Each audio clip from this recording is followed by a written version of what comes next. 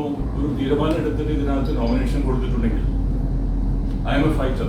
അപ്പോൾ ഞാൻ പറഞ്ഞ അതിനെ ഫൈറ്റ് ചെയ്യും.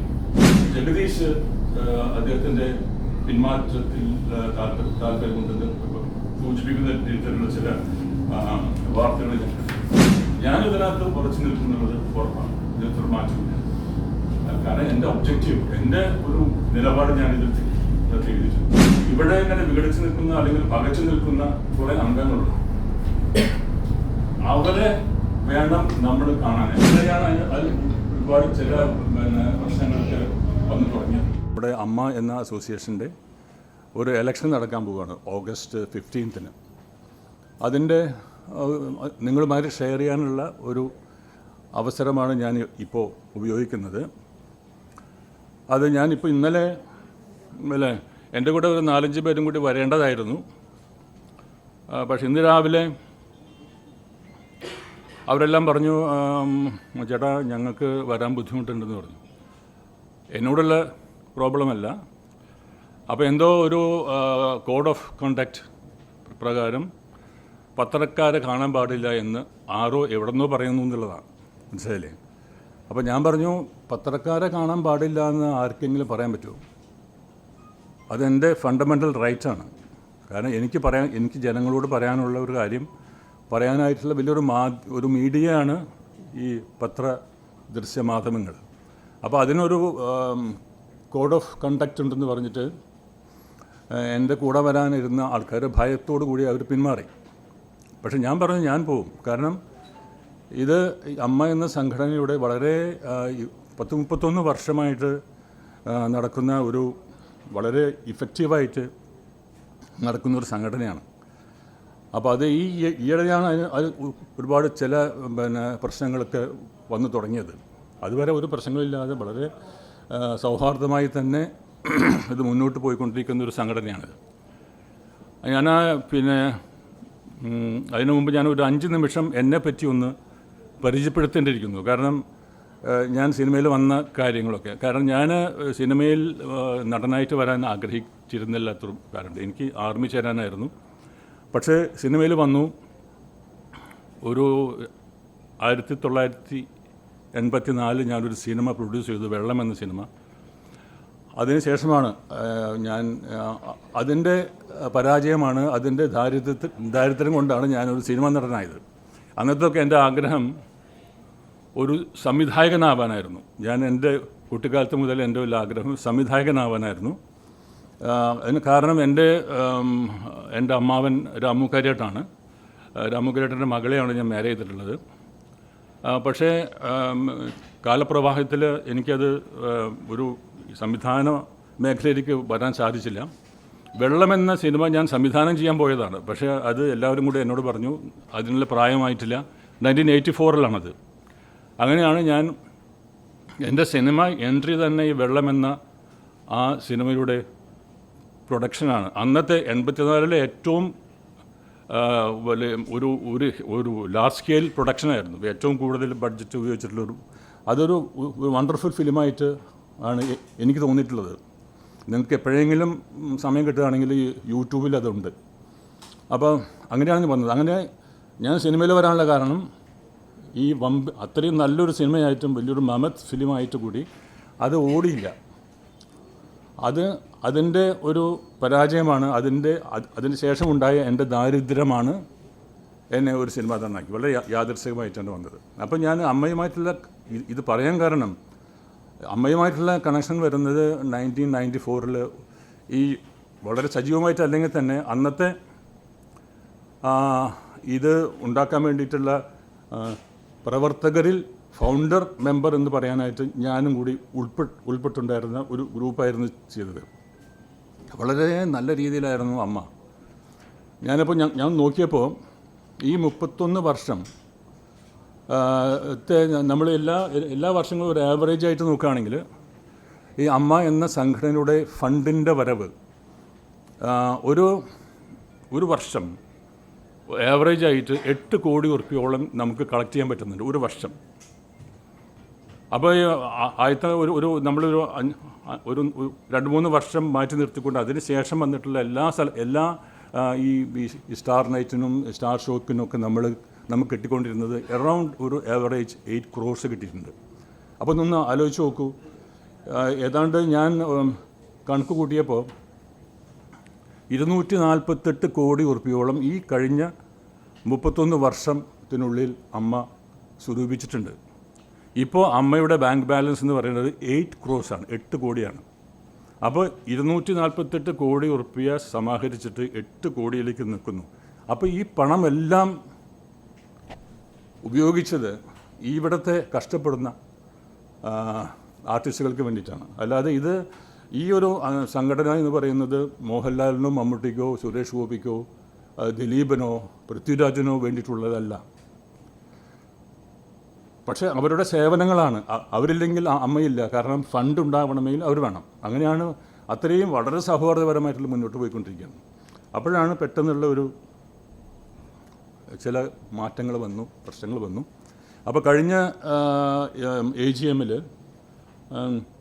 ഞാനുണ്ടായിരുന്നു. ആ സമയത്ത്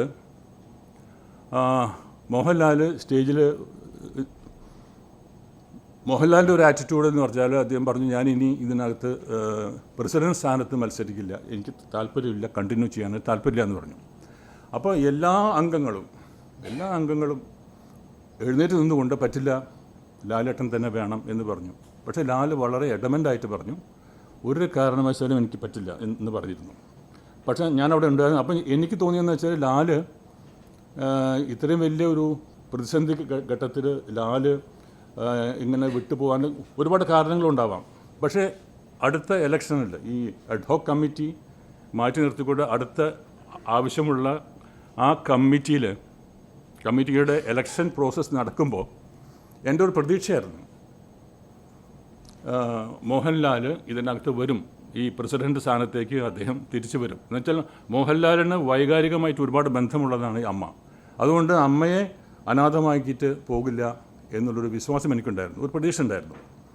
അപ്പോൾ ഞാൻ അവസാന നിമിഷം വരെ വെയിറ്റ് ചെയ്തപ്പോൾ ഈ നോമിനേഷൻ കൊടുക്കാനുള്ള അവസാന തീയതി യുടെ തലേ ദിവസം ഞാൻ നോക്കിയപ്പോൾ മോഹൻലാൽ താല്പര്യമില്ല എന്ന് പറഞ്ഞു. ഞാൻ വരില്ല, അതുകൊണ്ട് ഞാൻ നോമിനേഷൻ കൊടുക്കില്ല എന്ന് പറഞ്ഞു. അപ്പോൾ അതിന് ശേഷമാണ് എനിക്ക് തോന്നിയത് എനിക്കെൻ്റെ ഒരു റെസ്പോൺസിബിലിറ്റി, എനിക്കൊരു ചുമതലയുണ്ട്, ഒരു ഉത്തരവാദിത്തമുണ്ട്.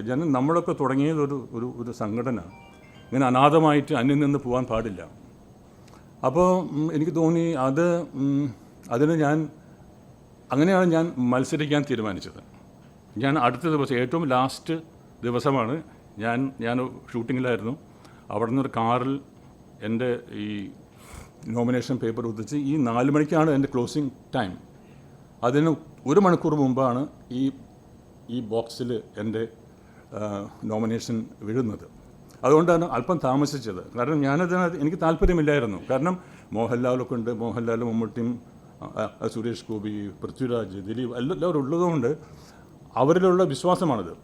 അപ്പോൾ അങ്ങനെ വന്നപ്പോൾ എനിക്ക് തോന്നി ഇത് അങ്ങനെ വിട്ടിട്ട് പോകാൻ പാടില്ല എന്നുള്ള എൻ്റെ ഒരു ധാർമ്മികമായ ഉത്തരവാദിത്വം എനിക്കുണ്ടായിരുന്നു. അങ്ങനെയാണ് ഞാനിതിനകത്ത് വന്നത്. അങ്ങനെ ഞാനിപ്പോൾ നോമിനേഷൻ കൊടുത്തു. പിന്നെ കുറേ കാര്യങ്ങൾ ഞാൻ ഇതിനകത്ത് എഴുതിയിട്ട് അതെല്ലാം ഞാൻ വിവരിച്ചിട്ട് സമയം കളയുന്നില്ല. അപ്പോഴാണ് ഇപ്പോൾ കഴിഞ്ഞ ഒരു 2-3 ദിവസത്തിനുള്ളിൽ ഒരുപാട് ആർട്ടിസ്റ്റുകൾ പരാതികളും പ്രതികരണങ്ങളും അടിപിടിയും ഒക്കെ ആയിട്ട് അങ്ങനെ വന്നിരിക്കുന്നത്. അപ്പോൾ ഞാനിത് നോക്കുമ്പോൾ ഇതിനെപ്പറ്റി വളരെ ശ്രദ്ധാപൂർവം ഇതിനെപ്പറ്റി അനലൈസ് ചെയ്യുമ്പോൾ എനിക്ക് കിട്ടിയതെന്ന് വെച്ചാൽ ഇതൊക്കെ വെറുതെ ഒരു ചെറിയ കാരണങ്ങളാണ്. അത് അമ്മയുടെ എന്തെങ്കിലും കോൺസ്റ്റിറ്റ്യൂഷനോ എതിരായിട്ടോ അമ്മയ്ക്കെതിരായിട്ടോ അല്ല. ഇത് is A conflict between 2 personalities, അല്ലാതെ അമ്മയായിട്ടൊരു ബന്ധമല്ല ഇതിനകത്ത്. പക്ഷേ ഇതിൻ്റെ ഒരു ഔട്ട്കം, ഒരു ഇമ്പാക്റ്റ് വരുന്നത് മുഴുവൻ അമ്മ എന്ന സംഘടനയിലാണ്. അപ്പോൾ അതിൻ്റെ നിങ്ങളിൽ ഞാൻ ഇവിടെ എൻ്റെ ഒരു വരവ് ഇവിടെ വന്ന് ഇരിക്കുന്നതിൻ്റെ കാരണം എന്ന് വെച്ചാൽ അമ്മ ഏറെ തെറ്റിദ്ധരിക്കപ്പെട്ട ഒരു അസോസിയേഷനാണ്. എന്താണ് അമ്മയുടെ ഒബ്ജക്റ്റീവ്സ് എന്നുള്ളതൊക്കെ നമ്മൾ നോക്കുമ്പോൾ ഒരുപാട് കാര്യങ്ങൾ ചെയ്യുന്നുണ്ട്. അതിനെപ്പറ്റിയൊന്നും പോകുന്നില്ല. ഞാൻ ഒറ്റ കാര്യം പറയാം. കാരണം എല്ലാ മാസവും 1-ാം തീയതി ഏതാണ്ട് 127ഓളം അംഗങ്ങൾ, കഷ്ടത അനുഭവിക്കുന്ന അംഗങ്ങൾ അവരുടെ ഗേറ്റിൽ ഇങ്ങനെ നോക്കിയിരിക്കും ഈ 5,000 റുപ്യ കിട്ടാൻ വേണ്ടിയിട്ട്. അതേപോലെ തന്നെ ഏതാണ്ട് 57ഓളം പേര് ഈ മറ്റേ രോഗാവസ്ഥയിൽ എടുക്കുന്ന ആൾക്കാർക്ക് അവരുടെ മെഡിക്കൽ കിറ്റ് എല്ലാ ദിവസവും 1-ാം തീയതി അവർക്ക് കിട്ടിയിരിക്കും. അത് അമ്മ അയക്കുന്നതാണ്. ഈ അമ്മയുടെ ഈ സമ്മാനങ്ങൾ വാങ്ങാൻ വേണ്ടിയിട്ട് കാത്തിരിക്കുന്ന ഒരുപാട് അംഗങ്ങളുണ്ട്. അപ്പോൾ അമ്മയ്ക്ക് എന്തെങ്കിലും സംഭവിച്ചാൽ എൻ്റെ ഒരു ഒറ്റ പോയിൻ്റ് മാത്രമേ ഉള്ളൂ, ഇതിപ്പോൾ എനിക്കോ അല്ലെങ്കിൽ മമ്മൂട്ടിക്കോ മോഹൻലാലിനോ ഒന്നും ഇത് അമ്മയെക്കൊണ്ട് സാമ്പത്തികമായ ഒരു ബെനിഫിറ്റില്ല. അവർക്ക് എന്താ ഗുണമെന്ന് വെച്ചാൽ നമ്മളെല്ലാം കൂടി ചേർന്നിട്ട് ഇത്രയും ഈ അവശതയിൽ നിൽക്കുന്ന കഷ്ടപ്പെടുന്ന നമ്മുടെ ഈ സമൂഹത്തിലുള്ള സമൂഹം ഇൻ ദി സെൻസ് ഈ അമ്മയ്ക്കകത്തുള്ള ആൾക്കാരെ സഹായിക്കാൻ പറ്റും. അത് അവരുടെ ആ നന്മയ്ക്ക് കിട്ടുന്ന സന്തോഷമാണ് അവരുടെ ഗുണം. അല്ലാതെ അവർക്ക് സാമ്പത്തികമായിട്ടൊന്നുമില്ല. കാരണം എല്ലാ ഇതിനകത്തും എല്ലാ സ്റ്റാർ നൈറ്റിൽ നിന്ന് അവർ ഒരു പൈസ പോലും വാങ്ങാതെയാണ് ഈവൻ ട്രാവലിംഗ് എലവൻസോ അല്ലെങ്കിൽ ബാറ്റ ഗീറ്റ എന്നൊക്കെ ഒന്നും ചെയ്യാതെ അവർ തന്നെ വരുന്നതാണ്. അപ്പോൾ ഇത്രയും വിലപിടിപ്പുള്ള അവരുടെ ദിവസങ്ങൾ അമ്മയ്ക്ക് വേണ്ടി ചെലവഴിച്ചുകൊണ്ടാണ് ഞാൻ പറഞ്ഞ 240 കോടിയോളം ഈ 31 വർഷത്തിനുള്ളിൽ സ്വരൂപിച്ചത്. അപ്പോൾ ഇത് മുഴുവനും ഇവിടുത്തെ അവശരായ കഷ്ടപ്പെടുന്ന അവർക്കാണ് ഗുണം കിട്ടിയത്. അപ്പോൾ ഇതിൻ്റെ എൻ്റെ ഒരു വരവിൻ്റെ ഒരേ ഒരു ഒബ്ജക്റ്റീവ് ഇതാണ്. കാരണം അമ്മ എന്ന ഈ സ്ഥാപനം അന്യം നിന്ന് പോകരുത്. അതിന് എനിക്കൊരു റെസ്പോൺസിബിലിറ്റി ഉണ്ട്. ആ റെസ്പോൺസിബിലിറ്റി ഭയങ്കര ഒരു റെസ്പോൺസിബിലിറ്റി തന്നെയാണ്. കാരണം എനിക്കറിയാം ഇവിടെ ഇപ്പോൾ ഭയങ്കര ഫൈറ്റാണെന്നാണ് പറയുന്നത്. എല്ലാവരും കൂടി ഭയങ്കര ഫൈറ്റ് നടക്കുന്നു. അതിലിടയ്ക്ക് ആരോ ഇന്നലെ മിനിഞ്ഞാന്നൊക്കെ പറഞ്ഞു ഞാൻ ദേവൻ പിന്മാറിയേക്കും എന്നൊക്കെ പറഞ്ഞിട്ടുള്ള വാർത്തകൾ വന്നു. അപ്പോൾ ദേവൻ പിന്മാറണമെങ്കിൽ ദേവൻ തീരുമാനിക്കണമല്ലോ. ഇത് എങ്ങനെയാണ് ന്യൂസ് പോയതെന്ന് എനിക്കറിയില്ല. അപ്പോൾ ചില ചാനലൊക്കെ പറഞ്ഞു ദേവൻ ഒരു പക്ഷേ പിന്മാറിയേക്കും. അങ്ങനെ കുറേ കാര്യങ്ങൾ നടക്കുന്നുണ്ട്. അപ്പോൾ ഇതിനൊക്കെ ഒരു പരിഹാരം എന്ന നിലയ്ക്ക് ഞാൻ പറഞ്ഞു ഞാനൊരു തീരുമാനം എടുത്തിട്ട് ഇതിനകത്ത് നോമിനേഷൻ കൊടുത്തിട്ടുണ്ടെങ്കിൽ ഐ എം എ ഫൈറ്റർ. അപ്പോൾ ഞാൻ പറഞ്ഞു അതിനെ ഫൈറ്റ് ചെയ്യും. ഈ ജയപരാജയങ്ങൾ രണ്ടാമതാണ്, അത് പ്രശ്നമല്ല. പിന്നെ എന്താണെന്ന് വെച്ചാൽ ഇപ്പോൾ ഏറ്റവും ലാസ്റ്റ് ഞാൻ അറിഞ്ഞത് ജഗദീഷ് അദ്ദേഹത്തിൻ്റെ പിന്മാറ്റത്തിൽ താല്പര്യമുണ്ടെന്ന് സൂചിപ്പിക്കുന്ന രീതിയിലുള്ള ചില വാർത്തകൾ ഞാൻ കണ്ടു. അത് അദ്ദേഹത്തിൻ്റെ ഒരു തീരുമാനങ്ങൾ, അതിൽ എനിക്ക് അഭിപ്രായം പറയാനൊന്നുമില്ല. അപ്പോൾ അങ്ങനെ നിൽക്കുന്ന പിന്നെ 4-5 പേരും കൂടി ഇതിനകത്തുണ്ട്. അപ്പോൾ ഞാനിതിനകത്ത് ഉറച്ചു നിൽക്കുന്നുള്ളത് ഉറപ്പാണ്. ഇതിനകത്തൊരു മാറ്റമില്ല. കാരണം എൻ്റെ ഒബ്ജക്റ്റീവ്, എൻ്റെ ഒരു നിലപാട് ഞാൻ ഇതിനകത്ത് എഴുതിയിട്ടുണ്ട്. ഇവിടെ ഇങ്ങനെ വിഘടിച്ച് നിൽക്കുന്ന അല്ലെങ്കിൽ പകച്ചു നിൽക്കുന്ന കുറേ അംഗങ്ങളുണ്ട്. അവരെ വേണം നമ്മൾ കാണാനായിട്ട്. ഞാൻ എല്ലാ അമ്മ അംഗങ്ങളോടും പറയുന്ന ഒറ്റ കാര്യമുള്ളത്, കാരണം എല്ലാ മാസത്തെ 1-ാം തീയതിയും അവിടെ ഗേറ്റിലേക്ക് നോക്കി നിൽക്കുന്ന കഷ്ടപ്പെടുന്ന കുറേ അംഗങ്ങളുണ്ട് ഇവിടെ. അവരുടെ ജീവിതമാണ് നമുക്ക് ഏറ്റവും കൂടുതൽ പ്രയോറിറ്റി വേണ്ടത്, പ്രയോറിറ്റി എന്ന് പറയുന്നത്. അപ്പം മറ്റുള്ള കാര്യങ്ങളൊന്നും ഇഷ്ടമല്ല. അപ്പോൾ അമ്മയ്ക്ക് എന്തെങ്കിലും സംഭവിച്ചാലും സംഭവിക്കുന്നത് എന്താണെന്ന് വെച്ചാൽ അത്രയും പേര് 120 പ്ലസ് 57 പേർക്ക് ഏതാണ്ട് 200ഓളം വരുന്ന അംഗങ്ങൾക്ക് അവർ അനാഥമായി പോകും. അല്ല അവർക്ക് കിട്ടുന്ന ആ എമൗണ്ട് കിട്ടില്ലെങ്കിൽ ഒരുപാട് കഷ്ടപ്പെടുന്നവർക്ക്. അപ്പോൾ അത് സംഭവിക്കരുത്. അമ്മ നിലനിൽക്കണം. അതുമാത്രമല്ല, അമ്മ നിലനിൽക്കേണ്ടത് ഇവിടെ നമ്മുടെ മലയാള സിനിമയുടെ ഒരു ആവശ്യം കൂടിയാണ്. കാരണം നമുക്കറിയാം ഈ അമ്മ എന്ന സംഘടന ഇല്ലെങ്കിൽ ഒരുപാട് പ്രശ്നങ്ങളുണ്ടാവും. കാരണം ഒരുപാട് കാര്യങ്ങളിൽ അമ്മയെ ഡിപ്പെൻഡ് ചെയ്തിട്ടാണ് എല്ലാ കാര്യങ്ങളും നടക്കുന്നത്. അപ്പോൾ അമ്മയെപ്പോലെ തന്നെ വളരെ റെസ്പോൺസിബിളായിട്ടുള്ള ഒരുപാട് നല്ല സംഘടനകൾ നിന്നുണ്ട്. പ്രൊഡ്യൂസേഴ്സ് അസോസിയേഷൻ, ഡയറക്ടേഴ്സ് അസോസിയേഷൻ, അങ്ങനെയുള്ള ഒരുപാട് ഫെഫ്ക, ഇതെല്ലാം വളരെ റെസ്പോൺസിബിലിറ്റി ആയിട്ട് കൊണ്ടുപോകുന്നുണ്ട്. പക്ഷേ അമ്മ എന്ന സംഘടന ഒരു അമ്മയായിട്ട് തന്നെയാണ് അവർക്കും തോന്നുന്നത്. കാരണം ആ ഒരു തണൽ, അമ്മ എന്നൊരു തണലുണ്ട്. അത് ഒരു തണലാണ്. ആ തണൽ ഈ ഇൻഡസ്ട്രി തന്നെ അമ്മ എന്ന തണലിലാണ്. തണലെന്ന് പറഞ്ഞാൽ നിങ്ങൾ ഒരു ഡിപ്പെൻഡബിൾ എന്ന് പറഞ്ഞാൽ അതിൻ്റെ നിഴലിൽ, ആ തണുപ്പിൽ ജീവിക്കുന്ന അവസരം. കാരണം പിന്നെ വേറൊരു കാര്യമുണ്ട്. ഇപ്പോൾ എൻ്റെ അടുത്ത് പറഞ്ഞത് നിങ്ങൾ എന്തിനാണ് പത്രക്കാരെ കാണുന്നത് പറഞ്ഞു. ഇതൊരു ഒരു പേഴ്സണൽ അല്ലെങ്കിൽ ഒരു പ്രൈവറ്റ് ഒരു സ്ഥാപനമല്ലേ, നിങ്ങൾ എന്തിനാണ് ഈ ഇവരെ കാണുന്നതെന്ന് ചോദിച്ചു. പത്രങ്ങൾ കാണാൻ പാടില്ല എന്ന് പറഞ്ഞു. ഞാൻ പറഞ്ഞു പത്രങ്ങൾ കാണാൻ പോകുന്നത് അത് എൻ്റെ ഇറ്റ്സ് മൈ റൈറ്റ്, മനസ്സിലല്ലേ. അപ്പോൾ അതുകൊണ്ട്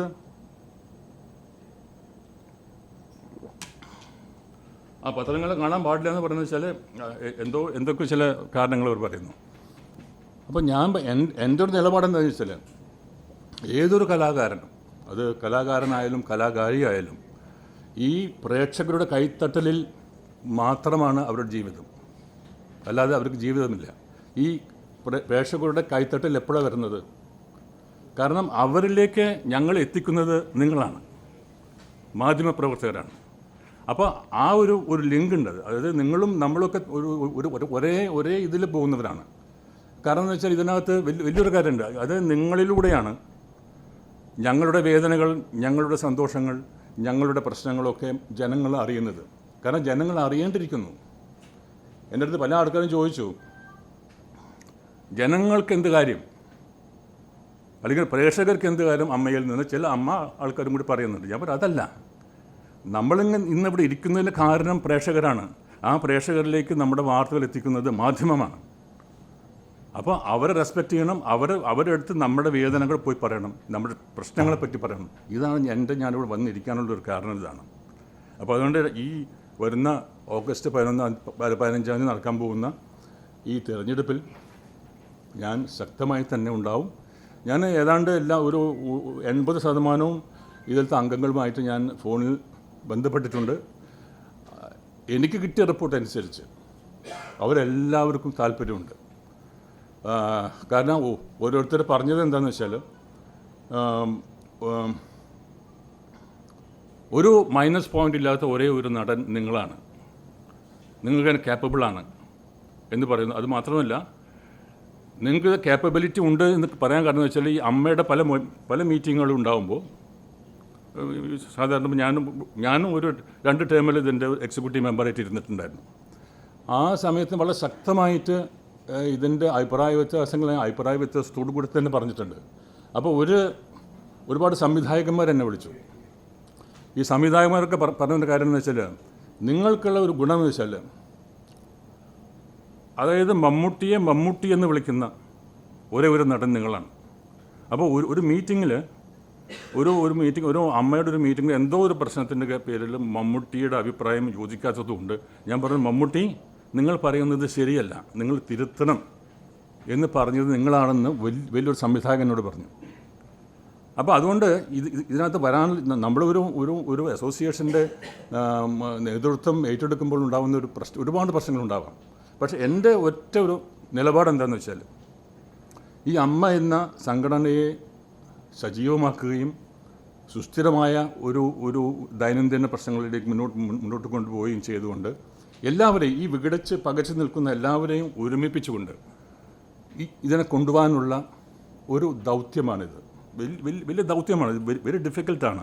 പലരും എപ്പോഴും അറിയും, ഈ കലാകാരന്മാർ വളരെ സെൻസിറ്റീവാണ്, വെരി സെൻസിറ്റീവാണ്. അവരെ കൺട്രോൾ ചെയ്ത് കൊണ്ടുപോകണമെങ്കിൽ വലിയ ബുദ്ധിമുട്ടാണ്. നമ്മുടെ ആനേനൊക്കെ നമുക്ക് കൺട്രോൾ ചെയ്യാം, പക്ഷേ ഈ കലാകാരന്മാരെ കൺട്രോൾ ചെയ്യാൻ പറ്റില്ല. അവർ ഹൈലി സെൻസിറ്റീവാണ്. പെട്ടെന്ന് അവർ പ്രൊവോക്റ്റ് ആവും, അങ്ങനെയുണ്ട്. അപ്പോൾ അങ്ങനെയുള്ള ഈ കലാകാരന്മാരുടെ സംഘടനയിൽ എൻ്റെ ഒരു ധൈര്യം, എനിക്കത് സാധിക്കുമെന്നുള്ളത്. ഈ പൊട്ടലും പ്രശ്നങ്ങളൊക്കെ ഇല്ലാതെ ഒരു മനോഹരമായ പണ്ടത്തെ ഇത് ആരംഭിക്കുമ്പോഴുള്ള വലിയ രഥങ്ങളായ ആൾക്കാർ ഇരുന്നിട്ടുള്ള ഒരു അസോസിയേഷനാണിത്. അവർ ഇരുന്ന സമയത്തുണ്ടായ അതേ രീതിയിലുള്ള ഒരു അമ്മയെ മറുപടിയും പുനർനിർമ്മാണം ചെയ്യാനുള്ള ഒരു ദൗത്യമാണ് എൻ്റേത്. ആ ദൗത്യത്തിൽ ഞാൻ ഇവിടെ നിങ്ങളോട് വന്ന് കാരണം ഇനിയിപ്പോൾ അറിയില്ല ഈ എന്താണ് ഒരു പ്രോട്ടോക്കോളോ എന്തൊക്കെ പറഞ്ഞു, അത് കോഡ് ഓഫ് കണ്ടക്റ്റ്, നിങ്ങൾ വാർത്താ സമ്മേളനം നടത്താൻ പാടില്ല എന്ന് ഇന്നലെ ആരും എൻ്റെ അടുത്ത് വിളിച്ച് പറഞ്ഞു. ഞാൻ പറഞ്ഞു ഞാൻ നടത്തും, അതെൻ്റെ ഫണ്ടമെൻ്റൽ റൈറ്റാണ്. കാരണം ഞാൻ ഒരു മത്സരത്തിൽ പങ്കെടുക്കുന്നുണ്ടെങ്കിൽ, ഈവൻ ജനറൽ ഇലക്ഷനിൽ വരെ നമുക്കറിഞ്ഞൂടെ, 2 ദിവസത്തിന് മുമ്പ് വരെ നമുക്ക് എന്ത് വേണം ചെയ്യാമല്ലോ, ക്യാമ്പയിൻ ചെയ്യാമായിരുന്നു. ഞാൻ 2 ജനറൽ ഇലക്ഷനിൽ നിന്നിട്ടുള്ള ആളോട് പറയുന്നത്, 2 ദിവസം മുമ്പ് വരെ നമുക്ക് എന്ത് വേണമെങ്കിൽ പത്രക്കാരെ കാണാം. കാരണം പത്രക്കാരെ കാണാണ്ട് നമ്മൾ എങ്ങനെ നമ്മളുടെ ആശയങ്ങൾ ജനങ്ങളിലേക്ക് എത്തിക്കും? It's difficult. വേറെ വഴിയില്ല നമുക്ക്. അപ്പോൾ അതുകൊണ്ട് ആ ഒരു വഴി തേടിയിട്ടാണ് ഞാൻ അടുത്ത് വന്നിട്ടുള്ളത്. കാരണം എൻ്റെ ആശയങ്ങൾ, ഞാൻ എന്തിനു വേണ്ടി നിലകൊള്ളുന്നു, എൻ്റെ നിലപാട് ഇതാണ്. അങ്ങനെ വിഘടിച്ച് നിൽക്കുന്നവരെല്ലാം ഒരുമിപ്പിച്ച് കൊണ്ടുപോയി പണ്ടത്തെ ഒരു വളരെ മനോഹരമായ ഒരു അമ്മ ഉണ്ടാക്കണം എന്നുള്ളതാണ് എൻ്റെ ദൗത്യം. അതിന് നിങ്ങളുടെ പിന്തുണയും നിർദ്ദേശങ്ങളും എനിക്ക് വേണം. അല്ല, അതെന്താ വെച്ചാൽ ഇപ്പോൾ ബാബുരാജ് മത്സരിക്കുന്നു, പക്ഷേ അതിനു മുമ്പ് ആരോപണ വിധേയരായ ആൾക്കാർ ഇപ്പോൾ സിദ്ദിഖിൻ്റെ കാര്യം എടുത്തോളൂ. സിദ്ദിഖിന് ആരോപണ വിധേയനായ ആ നിമിഷം അയാൾ രാജിവെച്ചു, വെയിറ്റ് ചെയ്തിട്ടില്ല. ഈ അലിഗേഷൻ വന്ന ഉടനെ രാജിവെച്ചു. അതേപോലെ തന്നെ ഇതിന് കുറച്ച് സമയമെടുത്തെങ്കിലും ഇടവേള ബാബു, വിജയ് ബാബു എല്ലാവരും അങ്ങനെ രാജിവെച്ച് പോയി. ഈ ബാബുരാജ് മാത്രമാണ് ഇങ്ങനെ വളരെ എഡമൻ്റായിട്ട് നിൽക്കുന്നത്. പക്ഷേ അതിന് നമുക്ക് അങ്ങനെ ഒന്നും ചെയ്യാൻ നിവൃത്തിയില്ല. കാരണം അതിനൊരു പ്രോസസ്സുണ്ട്. ഒരു അംഗത്തിനെ നമ്മൾ പുറത്താക്കണമെങ്കിൽ വേറെ സം പ്രോസസ്സ്. പക്ഷേ അതിന് ഏറ്റവും വലിയൊരു കോടതി ആരാണ്? ഒരു അസോസിയേഷൻ്റെയോ അല്ലെങ്കിൽ എന്തിൻ്റെയോ ഒരു വലിയൊരു കോടതിയാണ് AGM, annual general body meeting. അത് വലിയൊരു ബോഡിയാണ്. അതിലെടുക്കുന്ന തീരുമാനമാണ് ഫൈനൽ. ഒരു കോടതിക്കും അത് ഇല്ലയെന്ന് പറയാൻ പറ്റില്ല. അപ്പം ഞാൻ പറയുന്നത് വെച്ചാൽ അങ്ങനെയുള്ള ആരോപണ വിധേയരായ ആൾക്കാർ ഇവിടെ മത്സരിക്കുന്നുണ്ടെങ്കിൽ അമ്മയുടെ അംഗങ്ങൾക്ക് വോട്ട് ചെയ്ത് തോൽപ്പിക്കാൻ വരെ, മനസ്സിലായില്ലേ? അതാണ് ഇതിൻ്റെ ഏറ്റവും വലിയ പ്രാധാന്യം എന്ന് പറയുന്നത്. ഈ 15-ാം തീയതി നടക്കാൻ പോകുന്ന ഈ മത്സരം എന്ന് പറയുന്നത് വേണ്ടാത്തവരെ പുറത്താക്കാനുള്ള ഒരു പ്രോസസ്സ് നടക്കുകയാണിത്. അവർക്ക് ഈ AGM-ന്, ആനുവൽ ജനറൽ ബോഡിയും, ആ ഒരു ബോഡിക്ക് 6 വേണമെങ്കിലും പുറത്താക്കാൻ സാധിക്കും, ഭൂരിപക്ഷം ഉണ്ടെങ്കിൽ. അപ്പോൾ ഞാൻ പറയുന്നത് വെച്ചാൽ അംഗങ്ങൾ തീരുമാനിക്കട്ടെ. ഇനി ഒരു 15 ദിവസം കൂടിയുള്ളൂ. അപ്പോൾ ആരൊക്കെ ഇവിടെ ഉണ്ടാവും ഇല്ലാന്നിരിക്കും. നമുക്ക് ഈ 15-ാം തീയതി നമുക്കറിയാം. ഈ ആരോപണ വിധേയരായ ആൾക്കാർ ഇപ്പോഴും മത്സരിക്കാൻ തയ്യാറാണെങ്കിൽ അവരെ തോൽപ്പിക്കാനുള്ള ഒരു ഒരു ഒരു ഒരു റൈറ്റ്, ഒരു അവകാശം, റൈറ്റ് ഇവർക്കുണ്ട്. AGM-ന് I am waiting for that. അല്ല, ദിലീപിൻ്റെ കാര്യത്തിൽ ഞങ്ങൾ ദിലീപിനെ നമ്മൾ ഇതൊന്നും നോക്കാതെയാണ് അദ്ദേഹത്തെ ബാൻ ചെയ്തത്. നിങ്ങൾ അംഗത്വം വരെ നമ്മൾ മാറ്റി, ഇല്ലയാ? അദ്ദേഹത്തിന് നമ്മൾ മാറ്റിക്കളഞ്ഞു. അത് അമ്മയുടെ ഒരു അഡ്വാൻറ്റേജാണ് ഞാൻ കാണുന്നത്, അമ്മയുടെ വിജയമായിട്ട് ഞാൻ കാണുന്നത്. ദിലീപ് പോലെ ശക്തനായ ഒരു നടനെ അദ്ദേഹത്തിന് ആരോപണ വിധേയനായ ഉടനെ മമ്മൂട്ടിയുടെ വീട്ടിൽ വെച്ചിട്ടാണ് ആ മീറ്റിങ്ങിൽ ഞാനൊക്കെ ഉണ്ടായിരുന്നു. അദ്ദേഹത്തെ പുറത്താക്കിയില്ലേ? അത് എൻ്റെ അതിൻ്റെ ഒരു അഭിപ്രായം എന്ന് വെച്ചാൽ, എൻ്റെ അഭിപ്രായം എന്ന് വെച്ചാൽ ഈ സ്ത്രീകളുടെ ഇത് വെച്ചാൽ ഇപ്പോൾ ഈ വനിതാ റിസർവേഷൻ ബില്ലോ അല്ലെങ്കിൽ വനിതാ റിസർവേഷൻ ആക്ട് എന്നൊക്കെ പറയുന്നുണ്ടല്ലോ, അത് റിസർവേഷൻ ആവരുത്. അത് അവരുടെ റൈറ്റാണ്, സ്ത്രീകളുടെ റൈറ്റാണത്. ഈക്വൽ റൈറ്റാണ്. 50-50% സ്ത്രീകളുടെ റൈറ്റാണത്. They have to fight it off and get it. അല്ലാതെ ഇപ്പോൾ ഒരു എക്സാമ്പിൾ പറയുന്നത് വെച്ചാൽ, ജഗദീഷ് എന്താ പറയുന്നത് വെച്ചാൽ, ഞങ്ങൾ ഈ സ്ത്രീ സ്വാതന്ത്ര്യത്തിനും സ്ത്രീ പ്രാതിനിധ്യത്തിനും വേണ്ടിയിട്ട് ഞാൻ എൻ്റെ സീറ്റ് മാറുന്നു, എന്നിട്ട് ആ സീറ്റിലേക്ക് ശ്വേതാ മേനോൻ പോയിരുന്നാൽ ശ്വേതാ മേനോട് അത് നാണക്കേടല്ലേ? അല്ല, സ്ത്രീകൾക്കും നാണക്കേടല്ലേ? കാരണം ഒരു പുരുഷൻ്റെ ഒരു ഔദാര്യമാണത്. അല്ലല്ല, സ്ത്രീകളെന്ന് വെച്ചാൽ they have to fight it out. അല്ലാതെ ഞാൻ മാറുന്നു, നമ്മുടെ ശ്വേതാ മേനോൻ ഇരുന്നോളൂ എന്ന് പറഞ്ഞാൽ എൻ്റെ അർത്ഥം ശ്വേതാ മേനോൻ അതൊരു ഇൻസൾട്ട് അല്ലേ? It's an insult to Shweta Menon, it's an insult to womanhood അല്ലേ? അപ്പോൾ അത് ശരിയല്ല. ഞാൻ ഈ സ്ത്രീ സമത്വത്തിന് വേണ്ടി വാദിക്കുന്ന ഒരാളാണ് 100%. ഞാൻ എപ്പോഴും പറയുന്നത് വെച്ചാൽ 50% അത് ഞാനിപ്പോൾ ആ റിസർവേഷൻ എന്നുള്ള എനിക്ക് റൈറ്റ് ഉണ്ട് അവർക്ക്. അല്ല, ഈ പുരുഷന്മാർ ഇങ്ങനെ ഒരു പ്ലേറ്റ് എടുത്ത് കൊടുക്കുന്ന ഒരു ദാനമാവരുത്, ഔദാര്യമാവരുത്. അപ്പോൾ അതുകൊണ്ട് 50% ഒക്കെ ഈ സ്ത്രീകൾക്ക് റൈറ്റ് ഉണ്ടത്. അപ്പോൾ പറയും സമമായി തന്നെ എൻ്റെ അടുത്ത് ആരും വന്നിട്ടില്ല, എൻ്റെ അടുത്ത് ആരും വരില്ല. കാരണം എൻ്റെ സ്വഭാവം അറിയാം. എൻ്റെ അടുത്ത് ഇതേപോലെ ഒരാൾ പറഞ്ഞിട്ട് നിങ്ങൾ ഇത് നടത്തണോ, ഞാൻ ഇതിനകത്ത് പിന്നെ വരുന്ന കാര്യത്തിലും ആരുടെയും സമ്മർദ്ദമില്ല എനിക്ക്. ഈ പേപ്പറിലൊക്കെ അങ്ങനെ കാണുന്നുണ്ട്. പക്ഷേ എന്നെ സംബന്ധിച്ചിടത്തോളം ഇതൊരു എൻ്റെ ഒരു പേഴ്സണൽ ഡിസിഷനാണ്. അത്രേ ഉള്ളൂ, വേറെ ഒന്നും ഇതില്ല. ഞാൻ ഒറ്റയ്ക്കാണ്. കാരണം ഞാൻ ഇപ്പോൾ കണ്ടു ഞാൻ ഒറ്റയ്ക്കാണ്. കാരണം എൻ്റെ കൂടെ ഇങ്ങോട്ട് വരാമെന്ന് എനിക്ക് വാക്ക് തന്ന് ഇന്ന് രാവിലെ നമുക്ക് കാണാമെന്ന് പറഞ്ഞ 5-6 പേരുണ്ട്. 5-6 പേര് ഇന്ന് രാവിലെ ഉണ്ട് വിളിച്ചു പറഞ്ഞു, ചേട്ടാ ഞങ്ങൾ വരുന്നില്ല, ആകെ പ്രശ്നമാകുമെന്ന് പറയും. അപ്പോൾ ആ പ്രശ്നം ഇന്ന് പറഞ്ഞിട്ട് കൂടി ഞാൻ നിങ്ങളുടെ അടുത്ത് വരാൻ കാരണം വെച്ചാൽ ഞാൻ തീരുമാനിക്കുന്നത് വളരെ വളരെ ആലോചിച്ചിട്ടുള്ള കാര്യങ്ങൾ ഞാൻ തീരുമാനിക്കാറുള്ളൂ. അത് തീരുമാനിച്ചു കഴിഞ്ഞാൽ ഞാൻ അവിടുന്ന് മാറുന്ന ഒരു പ്രശ്നം ഉദിക്കുന്നില്ല. അല്ല, എൻ്റെ അടുത്ത് പറഞ്ഞത് ഇവരാ പറഞ്ഞത്, എൻ്റെ കൂടെയുള്ള ആൾക്കാർ പറഞ്ഞു വെച്ചാൽ അവരാരാണ് ഇതിൻ്റെ ഓർഡർ ഇട്ടെന്ന് എനിക്കറിയില്ല. അപ്പോൾ ഞാൻ പറഞ്ഞു അത് അവർക്കുള്ള അവകാശമില്ല, അവർക്ക് എങ്ങനെ പറയാൻ പറ്റും? It's my personal right. I would have right to meet press അല്ലേ? അപ്പോൾ അവർ പറഞ്ഞു അത് വന്നു കഴിഞ്ഞാൽ നിങ്ങളെ പിന്നെ ഒരു ഭീഷണി കൂടി ഉണ്ട് എനിക്ക്. ഭീഷണി പറഞ്ഞു വെച്ചാൽ അങ്ങനെ ചെയ്താൽ നിങ്ങളുടെ നോമിനേഷൻ ലാപ്സായിട്ട് പോകുമെന്ന് പറഞ്ഞു. No problem, I will go to the court. ഇവിടെ ഒരു കോടതി ഉണ്ടല്ലോ. അപ്പോൾ അതൊന്നും എനിക്കൊരു ഇഷ്യൂ അല്ല. അതുകൊണ്ടാണ് ഞാൻ വന്നത്. ഇന്ന് രാവിലെയാണ് പറഞ്ഞത്. ഞാൻ പറഞ്ഞു ഞാൻ എറണാകുളം പ്രസ് ക്ലബ്ബിൽ വെച്ചൊരു പ്രസ് മീറ്റ് നടത്താൻ തീരുമാനിച്ചിട്ടുണ്ടെങ്കിൽ I will be there is no change.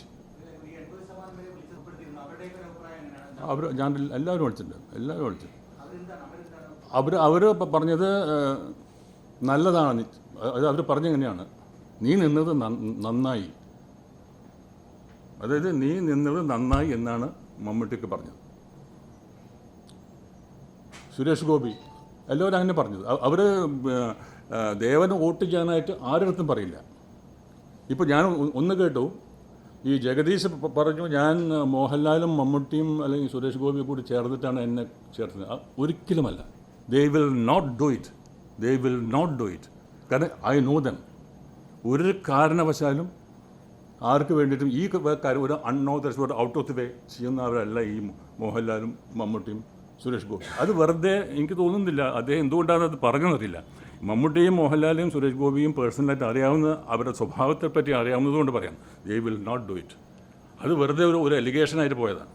അല്ല, അവരൊക്കെ ആ കാര്യങ്ങൾ എൻ്റെ ഒപ്പം ഉണ്ടാവും, എല്ലാവരും ഉണ്ടാവും.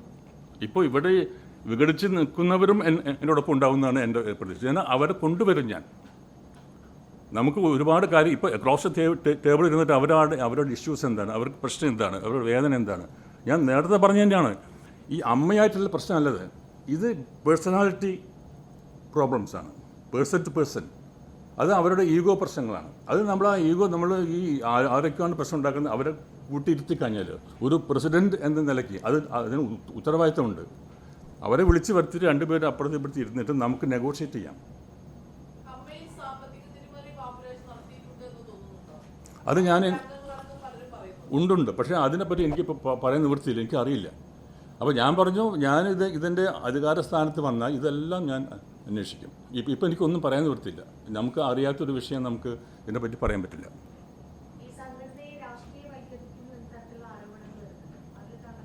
ഒരിക്കലുമില്ല. കാരണം ഇത് വന്നു മുതൽ ഡേ 1 മുതൽ ഇവിടെ എല്ലാ പാർട്ടികളിലും ആൾക്കാരുണ്ട്. ഇവിടെ മാർക്സിസ്റ്റ് പാർട്ടിയുടെ ആൾക്കാരുണ്ട്, BJPയുടെ ആൾക്കാരുണ്ട്, പിന്നെ ലീഗിൻ്റെ ആൾക്കാരുണ്ട്, കോൺഗ്രസിൻ്റെ ആൾക്കാരുണ്ട്, എല്ലാ രാഷ്ട്രീയ പ്രസ്ഥാനങ്ങളുടെ ആൾക്കാർ ഇതിനകത്തുണ്ട്.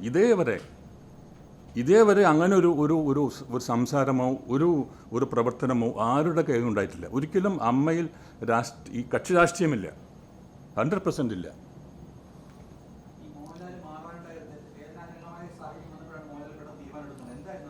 അത് സാഹചര്യം എന്ന് പറഞ്ഞാൽ ഈ ഹേമ കമ്മീഷൻ വന്നല്ലോ. അപ്പോൾ ഹേമ കമ്മീഷൻ വന്നതോടുകൂടി അപ്പോൾ ലാൽ ഇതിനെപ്പറ്റി അപ്പോൾ അങ്ങനെയാണല്ലോ ലാൽ ഇതിനകത്ത് ഇടപെട്ടത്. അപ്പോൾ ലാലിൻ്റെ ഒരു പ്രസ് കോൺഫറൻസിൽ നിങ്ങൾക്ക് ചിലപ്പോൾ അറിയാതിരിക്കാം. അപ്പോൾ ലാൽ നേരിടേണ്ടി വന്ന കുറേ ക്വസ്റ്റ്യൻസ് ഉണ്ട്. അപ്പോൾ ലാൽ പറയുന്നത് വെച്ചാൽ ഞങ്ങൾ ഇത്രയൊക്കെ നമ്മൾ ചെയ്ത് എന്തുകൊണ്ടാണ് നിങ്ങൾ ഇതേപോലെയുള്ള ക്വസ്റ്റ്യൻസ് നമുക്ക് വരുന്നത്? അത് അമ്മയാണ് പറയുന്നത്. അമ്മ എങ്കിൽ ലാലിനെതിരായാണ് ഈ വിരൽ ചൂണ്ടുന്നത്. സൂചി മോഹൻലാലിന് എതിരായിട്ടാണ് എല്ലാവരും പറയുന്നത്. അത് ശരിയല്ലായിരുന്നു. അപ്പോൾ അത് ഇവിടെ ആരോപണ വിധേയരായവർക്കും കുഴപ്പമില്ല.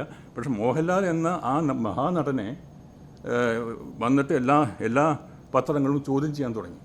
അതിൽ അദ്ദേഹം വളരെയധികം, കാരണം എനിക്കറിയാം, അത് എൻ്റെ അടുത്ത് പറഞ്ഞു, ഞാൻ ഇത്രയും നമ്മൾ ചെയ്തിട്ട് നമ്മൾ ഇങ്ങനെ ആയല്ലോ, കാരണം എനിക്കിന് ആ സ്ഥാനം വേണ്ട. ആ സ്ഥാനത്ത് ഇരുന്നു കൊണ്ടാണല്ലോ ഇവർ വന്ന് എന്നോട് ചോദിക്കുന്നത്. എനിക്ക് സ്ഥാനം വേണ്ട.